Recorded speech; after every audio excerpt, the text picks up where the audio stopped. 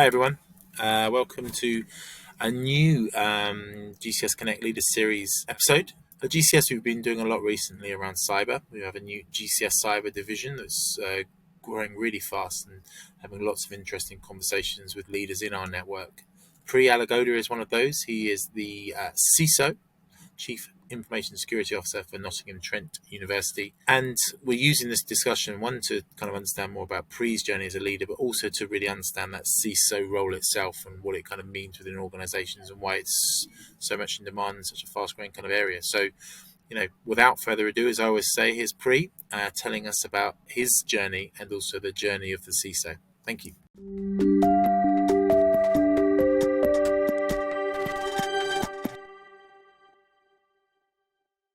Pri, how are you today? Very good, thank you, David. How are you? Yeah, I'm very well today. But so just to kind of introduce yourself, Pri, we've got Pri here for our listeners. So obviously, Pri is the Chief Information Security Officer, or CISO, of Nottingham Trent University, one of the UK's premier kind of further education establishments. 28 years experience in the IT industry, which is pretty much the same as my experience in the recruitment industry. So we're old hands at this type of thing, we've been speaking to Pri as part of GCS now has a cyber division. So that cyber division is very much focused around cybersecurity, the types of roles within cybersecurity and the types of projects and technologies that are kind of being rolled out within this space. It's something we've always done, but in the last kind of 3 months, we've really kind of solidified that and made it a part of GCS. And I was just saying to Pri before, it's really going great guns. The demand out there is huge for these types of products, and it's not really surprising because obviously, we know how important and how much in the news that is. So I think that's something that we'll really talk to about with Pri, and I know he's keen to talk about that rather than us, and I'm sure. But Pri, do you want to just I think the key question for me, and maybe for our listeners, is just to kind of find out a little bit about your role and also your kind of just overview really of what a CISO does and what they bring to an organization. So a CISO's role, I think it's important to I suppose quantify it as a role that's very different based on the institutions that you may work for and also within the sector that you're in. It can be many things to many people, but at the same time, the core element of your role is being primarily and ultimately responsible for cybersecurity, information security within an institution, being accountable for keeping that institution safe from cyber threats. The makeup of the role can be very dependent on the type of institution you work for, as I said. So some CISOs are, they have a hand in pretty much everything, depending on the size of the institution.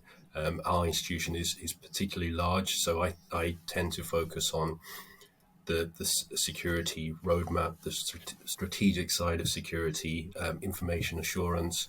I have some oversight of operational security as well, but there are certainly technical teams who deal with that area more. My role is also to have that connection with the senior leadership team to explain what cybersecurity is and why we need to understand what threats the university face and what we're doing about that. So I think the CISO's role is wide. It's ever changing because I think as more people begin to understand the threats that are out there, they tend to look for senior leaders in that field to be able to come in. And usually it's about sort of aligning all of the things that you do in security and trying to find the right balance in every area to ensure that you have that layered approach to security and ensuring that you have an institution that can, remain as safe as it possibly can be. And I guess the role of a CISO is quite universal, so most organizations now will need one, although most organizations don't necessarily have one now. But obviously that demand is growing. Yeah. So you talked there about having kind of leaders within the within the like leaders, like people are looking for leaders to take on these roles. What are the key kind of attributes would you say that a leader within information security should have? You know, this position that's a board level position. You know, what do you think people should look for when they're looking for someone to do this? It's a really good question. I think every single person in security, be it at an analyst level or at a senior level, comes into security with particular skill sets. So you might come from a technical background, you might come from a compliance background, you might have a mix of both. Generally, not so much the case. You tend to specialize in something and then you find a route into security. I think as a senior leader in security, so if you're looking at those the heads of security or CISOs, it's having a good grasp of most aspects of security. Now, that doesn't mean that you have to be a specialist in absolutely everything, but you do have to have an understanding of a lot of the core areas, because when you're in that role, you are expected to understand all of the different areas that make up the risk profile of the organization. So Sure. ultimately, a CISO's main strength is being able to assess the risk of an institution and then being able to do the right things in each individual area. Now, if you don't understand a particular area, it's very hard then to be fully versed in everything that the university is sort of trying to protect itself from.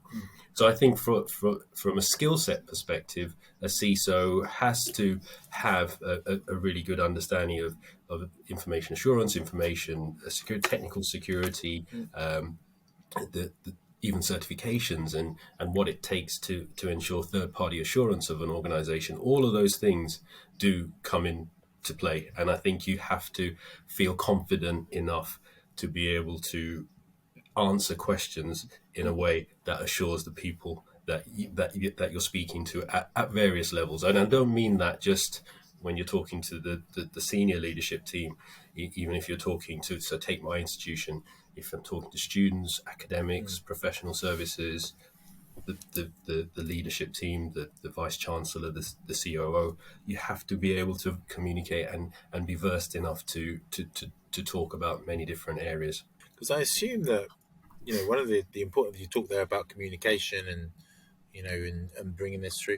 In the end, every single person is in the network, so that every single person is in the CISO's world is equally as important, because anyone can cause an issue, from the CEO down to, you know, down to the receptionist. Yeah, you know. agreed. Yeah, no, absolutely. And I think that's one of the things that I try and emphasize in the work that we do around security awareness and training. It's about the role that everyone has to play. I think it's really important for that to be a constant in what a CISO has to kind of bring to an institution, making sure that it isn't just about, you know, and I have great teams around me, but it's not just about your immediate teams and the technical teams. It's about everyone having a role to play, because ultimately technology can only get you so far.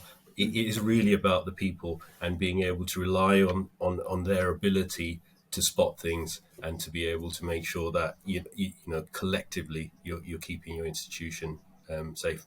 Again, a kind of couple of questions, because it's such a new field. When people talk about kind of information security versus the operational security, Yeah. What is the key difference there? Because obviously, when we talk about the CISO, it's Chief Information Security Officer. So I would think that can cover the whole of security within the organisation, but maybe not totally. Yeah, so I mean, operational security, IT security, you could argue that those are really at a technical level. You're talking about firewalls, you're talking about systems that protect your environment, your technology stack. So as an institution, NTU have always been really strong in technical security and operational security, and we have a real emphasis on that. Information security brings that as it's part of that. So information security is protection of all your information, be it in technical systems or across the institution. So we have data everywhere, and you know, data protection is a huge part of the university's makeup. So I look after information assurance as well within my role, which is establishing that we have the right protection measures and the right levels of governance around some of the things that we do. So yes, technical security is one part, but information security is the overarching Yeah. element.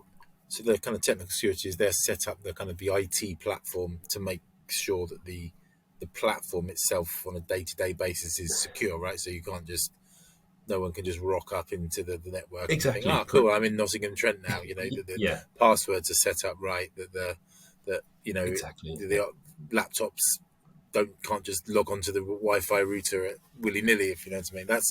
But then so you have to kind of work with people to make sure that's right. But then obviously you take it beyond that, because there's a number of different areas that need to be secured, worked with, strategized, etc., etc. Yeah, I mean exactly. So those technical areas of perimeter controls, desktop servers, all of those systems being secure and ensuring that those are, as you say, secure enough for us to be able to protect against, those cyber criminals who are trying to get in. So my role wouldn't go down to that granular level of establishing exactly how those controls, but I would oversee and be able to obtain assurance from those teams that the right levels of controls are in place and we've got enough to be able to mitigate against the threats that are out there. So I would oversee that at that level. And again, I guess that links into the processes of the finance team making sure that they're following information security about bank details, or the HR that they're following information security details about holding visas, and etc., etc., etc. Right? There's a number of different principles and strategies that happen everywhere because everyone's handling information, and you need to follow the right process to keep that information secure. Yeah, absolutely. And that's one of the other areas that I focus on a lot. Working with other departments, working with the departments that have those very specific roles to play in keeping the finance system secure, HR, obviously personal data, making sure that they understand their responsibilities and they understand the threats. So it's very nuanced as well. So we do end up my team end up speaking to a lot of these teams about the specific areas of their role where they can be more secure. So if we're talking to finance, we would be talking about things like business email compromise, where they would be targeted by very sophisticated criminals now who would know the people who are dealing with payments. And we wouldn't have those conversations with every department because it wouldn't be the right way to address the threats that we face as an institution. We have to understand the departments, we have to understand the role that they play, and more importantly, we have to understand what they're trying to protect and what's valuable to the university. So understanding that, and again, it goes back to that role of what a CISO is. A CISO has to understand what the university's trying to protect, and it has to know, a CISO has to know that before they can go ahead and actually work on establishing the right levels of protection for the university, or be it any organization. And so to kind of, you talk there, so you worked in different industries, you've worked, kind of within the IT industry and different kind of areas, utilities, etc., etc. So for you coming into the educational kind of establishment and the educational sector, what do you see the kind of key drivers are that a CISO needs to be aware of, and how have you assessed that? How have you kind of come in and said, right, I understand this industry and this is how I'm going to deal with it? Yeah, it's a brilliant question. It's one of the things that I really faced, head on when I came to the institution. So, as someone who's worked in security for over 15, 16 years, I felt like, I'd been through the various levels of understanding every aspect of security, and enough to be able to understand what an institution this size would need. But then there was that element of understanding the DNA, or what this institution was about, and understanding then what didn't I know. And I think that's critical. I mean, for me, coming from private sector into a institution which is very different, establishing what those differences were.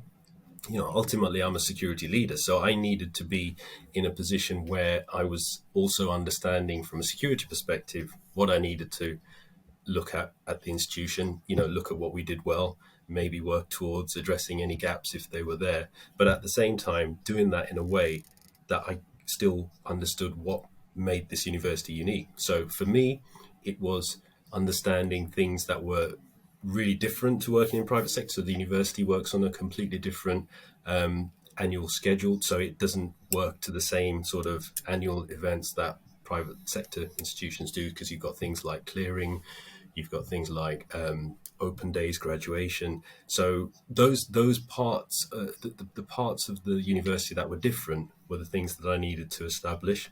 The communities within the university are different. So you have obviously a large group of students. We have over 40,000 students. We have academics, we have researchers, we have professional services, and they all have very different needs. And now if you took that and sort of looked at a private sector institution, they have a very sort of specific group. I mean, you have your salespeople, you have your marketing, you have your HR, finance. We have all of those too, but then we have a lot of other groups as well. And I guess in a university, you've kind of got a person who's internal within your system, but is actually a customer, which is my daughter's at university at the moment. She's a customer, right, of Bournemouth University. You've got kind of customers who are in the system, right? So they have different expectations, I assume. Yeah. And you know what? 10,000 starters and leavers every year. So if you think about that as a challenge, one of the key areas of security is being able to adequately address your starters and leavers mechanisms. Our leavers don't actually leave; they remain as alumni for long periods of time. So we have to have a mechanism in place, and that sort of thing. to deal with that. There are so the other challenge is things that you've never encountered before in different institutions. We have things like like our prevent duty, where it's making sure that you look at potential for someone to get drawn into online extremism. You don't encounter those in other sectors. So there are things that you have to learn really quickly, because ultimately you, as a security leader, as I mentioned earlier, if you're a CISO, you have to know what all of your risks are, because you can't address everything at the same time, but you have to be able to be constantly risk assessing everything that you're trying to protect. Did COVID make it more hard? Because obviously more difficult. Obviously the education sector has changed and dramatically changed by COVID, and I'm assuming that it must have been even more challenging. It was, yeah. I mean, I joined in 2019, and the world was very different back then. So what I came in to do was we as Nottingham Trent University have a very ambitious 5-year strategic plan. We want to be the most digitally sophisticated university in the country, and one of my briefs when I came in was to make sure that we go on that journey, but we do it securely. Expanding on student experience, making sure that we look at the ways that we can give our students the best experience possible, but to do it securely. And when the pandemic came along, we literally had to make sure that we could provide them with the means to obviously learn in a way that was very different to how we envisaged. So things did change, and what we were doing was to make sure that was something that we could do, but again do safely, which was slightly different to what I came in to do, but became the most important thing at the time. It must have been a kind of crazy kind of few years for you. The challenges that you've dealt with in the last kind of four years, and obviously previous in your career, but kind of coming into this role. What's your kind of best ways of dealing with them? And this is what we always talk about with leaders, kind of deal with the challenges and kind of come through them successfully. So, how do you deal with those, and how do you kind of keep yourself, calm, and how do you keep your organization calm? Because I'm assuming that's part of what a CISO needs to do, right? It's okay, guys. Yeah, I mean, I think it is really important. I think if you're in the room and the CISO's panicking, then you have a problem. So I try and make sure that I have as much information as possible. Obviously, that's really important.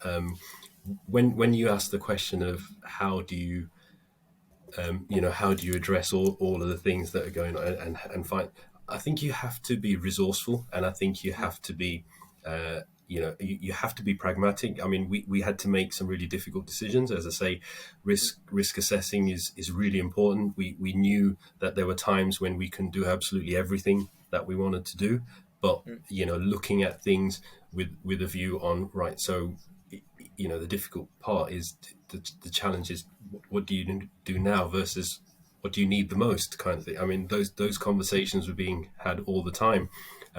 We were looking at ways where we could better secure, if you like, the ways that people logged into systems and accessed secure areas of the network, which, we were a very campus-driven organization. A lot of if not the majority of everyone worked on campus.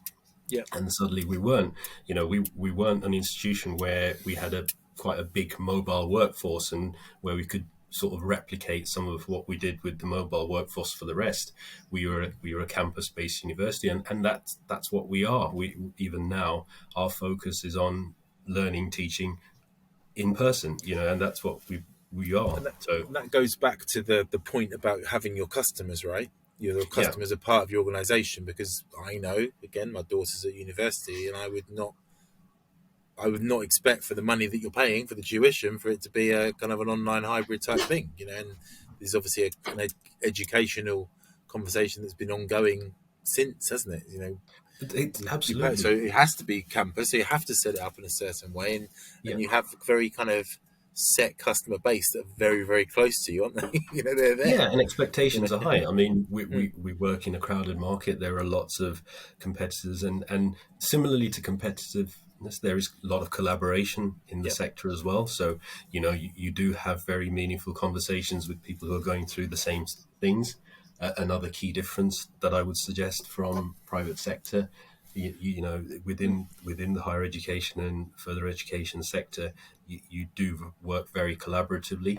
And when I joined, as I say, the threat landscape was very different, and it was at a time when we were just beginning to see some of those big threats and big cyber attacks against universities, and that's evolved, unfortunately, over the last 3 or 4 years. We've seen more of those, and one of the things that I've found is, thankfully, we haven't had that, touch wood, but when we deal with organizations that have had those sort of cyber threats and attacks, you do have very kind of open and meaningful conversations about what they've done, what they've done since, and what they've done to address those threats, and you can really learn from those experiences and work together to make the sector more secure, which is very unique, I think, in terms of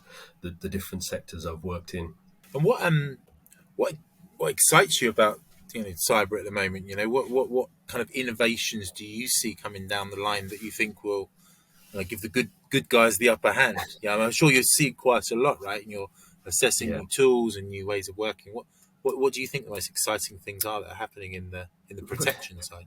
It's interesting, because I think that there's always going to be new things that you see that you think, actually, for our institution, that would be an incredible kind of development if we could use that. I think the things that I'm seeing now are the things that both excite me and worry me. I think if you think about artificial intelligence and the things that are going on in the industry as a whole, those things are sort of seeping into security as well. So I'm on the one hand, I'll see how AI is potentially going to cause more headaches for cybersecurity professionals, because you can almost simulate attacks and things using AI and machine learning types. But then on the flip side of that, I see ways where it can help cybersecurity professionals to kind of be more prepared for those types of things. So I think there are things happening within the industry and cybersecurity as a whole, which are both exciting and worrying, in terms of what I see on the people side as well. So I tend to think of things more as a combination of technology and people. Sure. That's where I go with security. I'm excited by the things that are happening around trying to make cybersecurity more diverse, more accessible to people. There's continuous discussions around the skills gap and everything that's going on there, but I think there's huge untapped markets which we're seeing people become more aligned to. You work in that field, and you're probably seeing that more. And I want that to be sort of the focus for us going forward as well. Because I guess there's quite an element of common sense. Obviously some highly technical things, Python software engineer or something that are very much based around the language. But I'm assuming quite a lot of information security is around good, common, practical sense of the ways that things should work so that it doesn't go wrong. Yeah, absolutely. I think there's no. I'm not trying to dumb anything down. I'm just saying that I'm assuming that it. Yeah. You know what?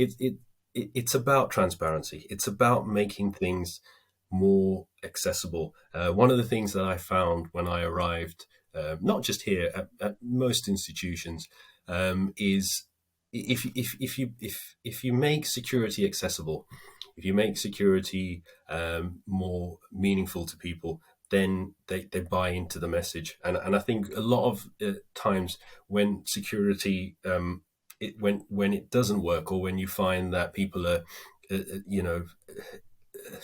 basically sort of saying, look, you're just making my life difficult, it's not working for me.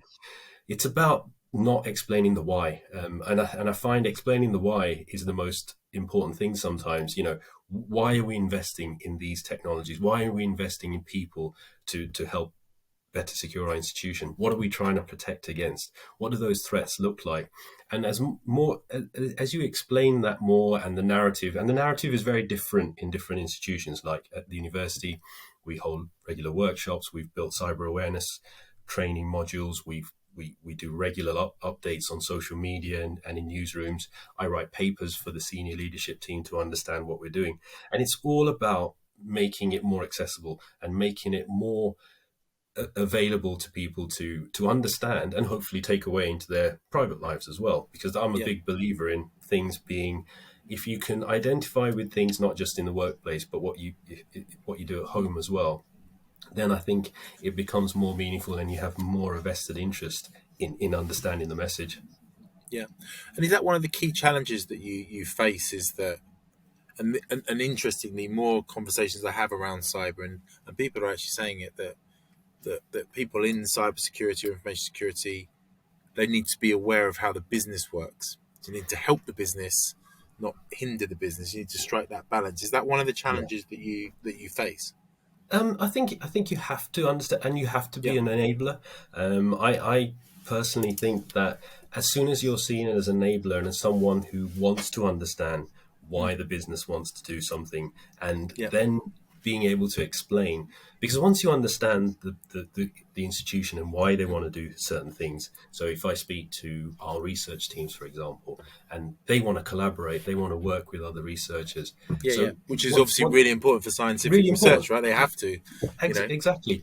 But if I can explain to them that you can still do that, but if we change a few things around that and make it more secure, you're working in a better environment. And those are the kind of conversations that are more meaningful and easier to have if you're having a conversation around why we'd like to do it this way, rather than saying, well, you can't do it unless you do it this way, and that's it. And I'm not a fan of those types of conversations, because they don't really get the end result you're after. I mean, that's to me kind of one of the, like, when we talk about innovations, I think this is the importance of security, is it kind of affects everyone, right? So for me, the whole 2FA piece with like Face ID, and it's been such a game changer.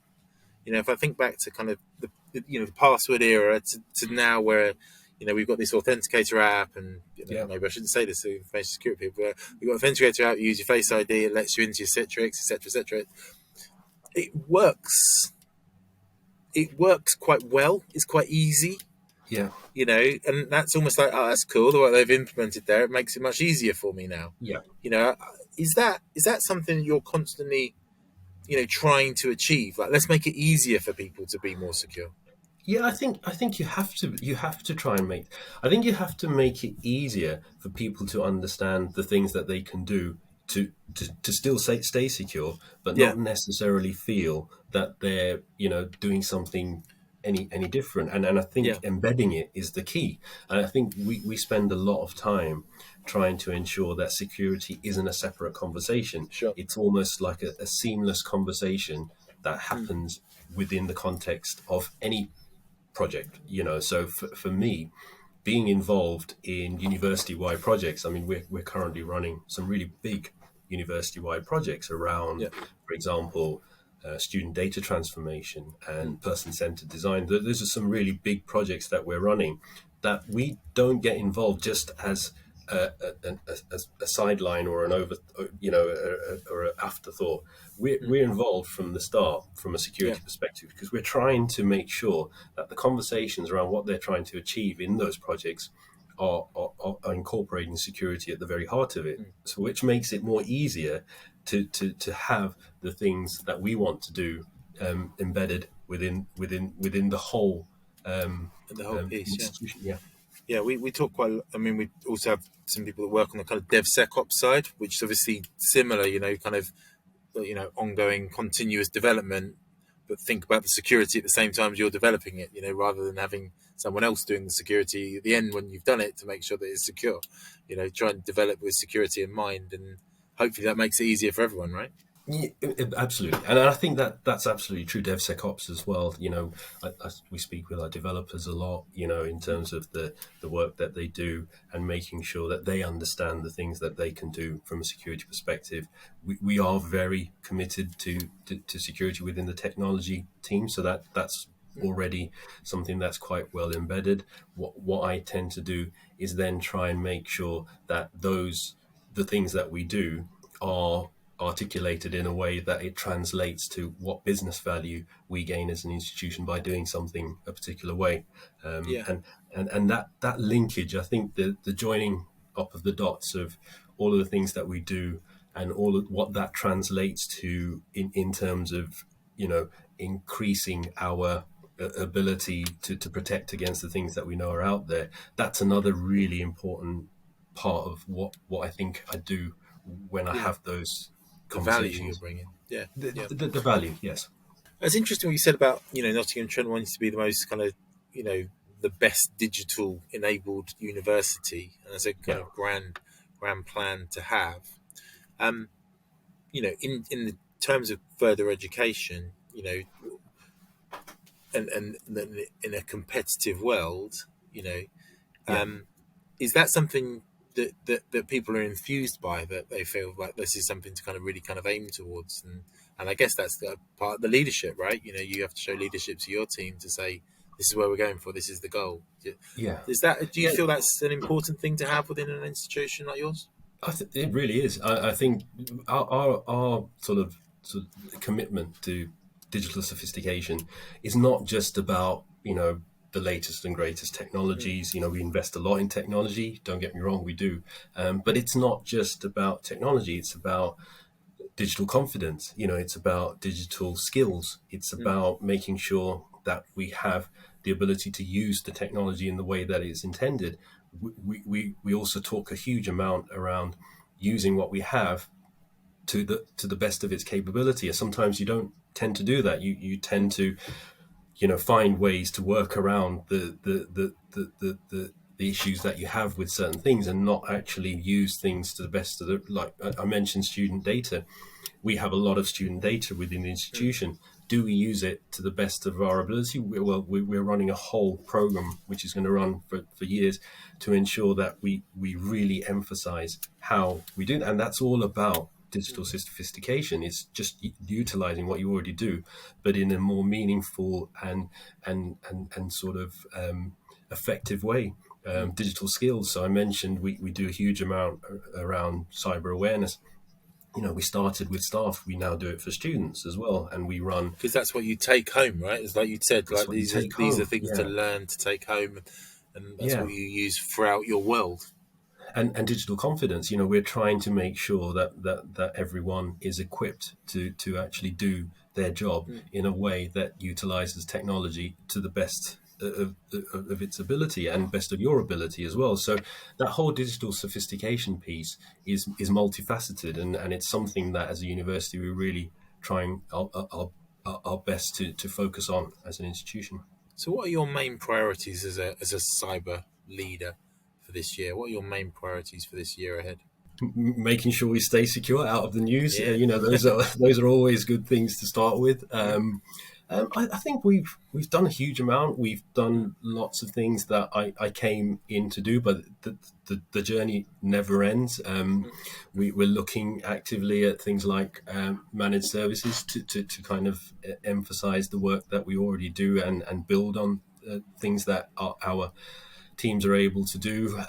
We're looking at how we can, as I say, support some of the really big projects that are going on at the minute within the university. As I say, one of the things that I'm really focused on is that cyber security skills awareness and really embedding that even more within the institution. We do a huge amount of work around that already.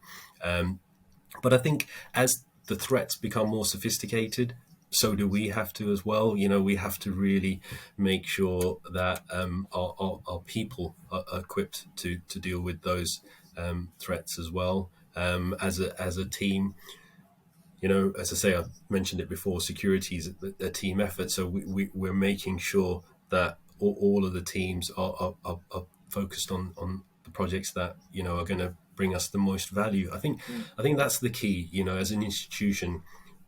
There's always lots going on. There's plenty of things that are going on at any given time. And I think we as a leadership group and certainly from a security perspective as well, it's about focusing on the things that give us the most value. As a CISO, I saw an analogy the other day, and I'll shamelessly steal it because it resonates to what we do. So I think being a CISO is almost like trying to protect the institution from a zombie attack. You've got 3 planks to sort of protect 10 doors, and you're trying to make sure that you use the planks in the right place, because there's always going to be areas that are exposed, but can you make sure that you protect the most important things? And that's always the challenge, because somewhere along the line there'll be another door that breaks down and breaks open, and you have to find a way to protect that. And I think it's kind of assessing that risk factor, isn't it? And which is exactly continuously assessing the risk factor, continuously making sure that we can react quickly enough to be able to work on something that can protect us more. So we're always on that journey. I'm going to ask you this because obviously this is quite interesting to me, but can it sometimes be quite scary being a CISO?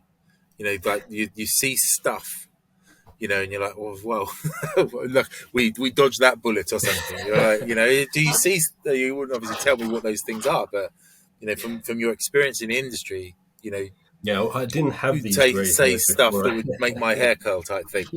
Yeah, definitely every day, Dave. I mean, it's like I said before, and I'm being brutally honest with you. If you can't protect your institution from everything, a lot of the conversations we have when we run cyber incident desktop exercises, I run those with the senior teams. We always take that view that it's a when, not if, because of the sheer volume of threats, and we have become a targeted sector. When I joined, as I say, in 2019, there was still it was still a little bit of an unknown. Why is the CISO here? What are they meant to do? Because as a sector, we weren't really sure what the threats were, but that's changed. As digitally enabled, I would suggest, not quite so, everything's floating through the Ethernet. Exactly, and some of it has come about organically. In an unfortunate way, that the threats have really hit home and caused a number of institutions significant pain, and we've witnessed that, and we feel that pain. So when my bosses, when they go out and speak to other leaders, they will talk about being impacted during an exam period or being impacted during clearing. For clearing for us is a massive week of activity. You know, if the worst happened in that period, and I do a huge amount of work with the teams around that period about what we do to secure our Everyone, systems. yeah. Any kind of, like you said, starters and leavers. With starters and leavers in a week, right? Yeah, you so know. I mean, those are real big impact things that, you know, as a CISO, it keeps you awake at night. I mean, come Mm, clearing, you know, it's a pretty, you know, intense period, and mm, but for different reasons for me. But on an ongoing basis, you see the things that are impacting other institutions like yourselves and mm. otherwise, you know, and you know, there, but for the grace of God, you know, you kind of see data breaches. We see those too, and you almost have to work in a way that those things can't scare you to the point where you Just know can't you can't move. Yeah, you, yeah. because you can't boil the ocean. You can't fix everything Mm, straight away. You have to address the things that are more meaningful for you as an yeah, institution to address, and then the other things you have to mitigate in the best way possible yeah. Make and the come right back to strategy. them. You know, and that's the way we work. Budgets are what they are. Resources are what they are. You know Mm, what the sector is in terms of the availability of certain skill sets. mm. So, with all of those restrictions, but having that responsibility, and ultimately, my role is to protect this institution. I take that really seriously. Yeah, I yeah. still have to work in a way that I can still function, because if I Mm. thought about everything that is out there that could potentially get to us, then you know I wouldn't be able to Yeah. function, and that would. Exactly, and like I think you said quite well. If the CISO's panicking, then you better start panicking. Yeah, yeah, exactly.